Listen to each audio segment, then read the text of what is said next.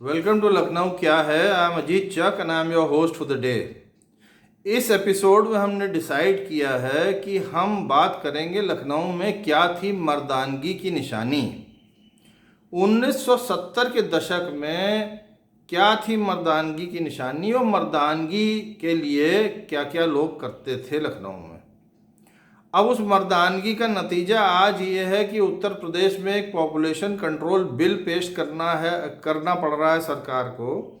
ये debatable issue है, मगर ये है कि मर्दानगी एक बहुत बड़ा इशू था 1970s में लखनऊ में, और उसको डिस्प्ले करने के तौर तरीक़े फ़र्क थे। 1970s में एक पिक्चर आई थी अमिताभ बच्चन की जंजीर, जिसने मर्दानगी का कॉन्सेप्ट ही बदल दिया लखनऊ वासियों में। जंजीर में एंग्री यंग मैन दिखाया गया, तो मर्दानगी का concept romantic chocolate boy hero से हो गया एंग्री यंग मैन, और नए नए हीरोज़ के साथ नए नए विलन आने लगे। पहले के ज़माने में विलन गिने चुने होते थे, जैसे प्राण, जीवन को देख के ही मन करता था कि इस आदमी को खींच के दो झापड़ मारो जैसे ही वो स्क्रीन पे आता था। प्राण को देख के मन करता था इसको गोली मार दो, ये देशद्रोही टाइप का आदमी लगता है।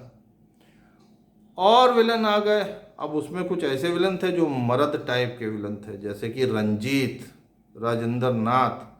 रंजीत ने एक नया फैशन ट्रेंड चालू किया। ये फैशन ट्रेंड बड़ा सिंपल सा था कि आपके कमीज़ के बटन पूरे यहाँ तक खुले रहेंगे, पेट की नाभि तक, कि आपके छाती पे बाल नजर आए। आजकल कपिल शर्मा शो में कपिल शर्मा ने एक बात कही है कि भाई आजकल तो हीरो के सीने पे या छाती पे बाल ही नहीं नजर आते हैं। केवल अभिषेक बच्चन ऐसे हैं जिनने उनको कॉन्ट्रडिक्ट किया और कहा कि देखिए मेरे पास बाल हैं, बाकी के पास तो बाल भी नहीं बचे भाई। तो क्या बचा? मर्दानगी की निशानी 1970s में ये थी कि जो उस ज़माने के बक़ैत, उस ज़माने के रंगबाज लखनऊ में थे, या अपने कॉलेज के हीरो या स्कूल के हीरो, वो कॉलेज ख़त्म होने के बाद अपनी कमीज़ के बटन यहाँ तक खोल देते थे, अपने 4-5 बाल जो थे सीने में दिखाने के लिए, और टाई उतार देते थे और हजरतगंज में टहलते थे। ये थी मर्दानगी की निशानी उस समय। फिर एक और चीज़ थी, जैसे मान लीजिए आप कोई शादी अटेंड करने जा रहे हैं, तो शर्ट के टॉप पॉकेट में 500 के नोट ऐसे खोस दीजिए कि लोगों को नज़र आए कि 500 रुपया आपकी जेब में, भले ही आप 2 रुपया खर्चा ना करें उसमें से। वो भी एक मर्दानगी की निशानी होती थी। लखनऊ में कुछ हकीम होते थे जो कमर कस लड्डू बेचा करते थे अपने कस्टमर्स को। उस ज़माने में वायग्रा मिलती नहीं थी। ये कमर कस लड्डू वायग्रा का सुनते हैं काम करते थे। लखनऊ में कुछ पान वाले होते थे जो पलंग तोड़ पान बेचते थे। ये पलंग तोड़ पान भी कहते हैं कि वायग्रा का काम करते थे। फिलहाल वायग्रा ने आके इन हकीमों की और इन पान वालों की मार्केट चौपट कर दी। 1970 से बढ़ते बढ़ते बढ़ते बढ़ते 2020 तक उत्तर प्रदेश का पॉपुलेशन सुनते हैं 25 करोड़ पार कर चुका है, जिसकी वजह से आज सरकार ने पॉपुलेशन कंट्रोल बिल एक पेश किया है कि भैया 2 से ज़्यादा अगर आपके बच्चे हुए तो हम आपको सरकारी नौकरी और सब्सिडी नहीं दे पाएंगे। मगर मेन चीज़ देखने की है कि मर्दानगी के साथ जनानगी को भी प्रमोट करना चाहिए। जहाँ जहाँ जनानगी प्रमोट हुई है, यानी कि जहाँ बच्चियों को पढ़ाया लिखाया गया है, उनको एम्पावर किया गया है, वहाँ पॉपुलेशन अपने आप गिर जाती है, क्योंकि औरतें फिर अपना फैसला खुद करती हैं कि वो कितने बच्चे पैदा करेंगी। अब आज की तारीख में मेन मुद्दा उत्तर प्रदेश में ये है मर्दानगी का कि हस्बैंड 2 पैक दारू, वो देसी वाली जो होती है गाँव में, वो मिलती पाउच वाली, चाय के गिलास में डाल के नींबू के साथ निचोड़ के 2 गिलास मार लेता है। उसके बाद आके अपनी बीवी के साथ वो करता है जिसको पढ़ी लिखी औरत जो है मैरिटल रेप कहेगी और मुकदमा कायम कर देगी अपने हस्बैंड के ऊपर।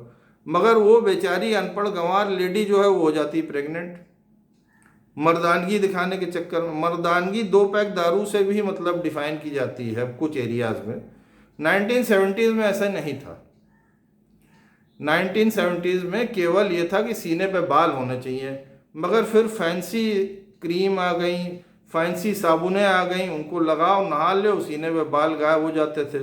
लड़के जिम जाने लगे और बेंच प्रेस कर कर के और डंबल कर कर के उनने अपने पेक्टोरल मसल्स बना लिए। तो मसल्स दिखाने के लिए ज़रूरी था कि सीने के बाल साफ कर दो, तो वो मर्दानगी का कॉन्सेप्ट तो दफन हो गया। अब जनानगी का कॉन्सेप्ट ज़्यादा स्ट्रांग हो गया है। वायग्रा के साथ आईपिल जैसी दवाइयाँ आ गई हैं। सस्ते रेट पे 2-2 घंटे के लिए होटलों के कमरे मिल जाते हैं बड़े शहरों में। तो बच्चे पैदा होना कम हो गए, क्योंकि औरतें भी अपने आप को असर्ट करने लगी हैं और वो डिसाइड करती हैं कि हमको कितने बच्चे होने चाहिए। अगर कोई भी पॉपुलेशन कंट्रोल ड्राइव सक्सेसफुल होनी है तो उसके लिए बहुत ज़रूरी है कि एएनएम या आशा वर्कर्स जो हैं उनके पास ऐसी कोई टैबलेट होनी चाहिए जो हर 15 दिन में वो चुपके से किसी गृहिणी को गांव में पकड़ा दें। उसके पति को नहीं पता चलना चाहिए कि वो गोली खा रही है और उसको बच्चा नहीं हो उस गोली से। इस टाइप का कॉन्ट्रासेप्टिव जिस दिन फ्रीली अवेलेबल उत्तर प्रदेश के गांव गांव में हो जाएगा, अपने आप उत्तर प्रदेश का पॉपुलेशन प्रॉब्लम सॉल्व हो जाएगा। क्योंकि कोई भी औरत नहीं चाहती कि उसके 8-10 बच्चे हों और उसका पालन पोषण वो ठीक से ना कर पाए। फिलहाल let us come back to the topic. Ranjit ने पूरा कॉन्सेप्ट बदल दिया। उस समय शर्ट्स जो थी लोगों की यहाँ नाभि तक खुली रहती थी, क्योंकि लड़कियां उस समय थोड़ा शर्म करती थीं, वो ऊपर तक बटन करके ब्लाउज पहनती थीं। अब मर्दानगी और जनानगी दोनों के बीच कंपटीशन चालू हो गया है। आगे भगवान जाने क्या होगा। फिलहाल आज के लिए इतना ही काफ़ी है। नमस्कार।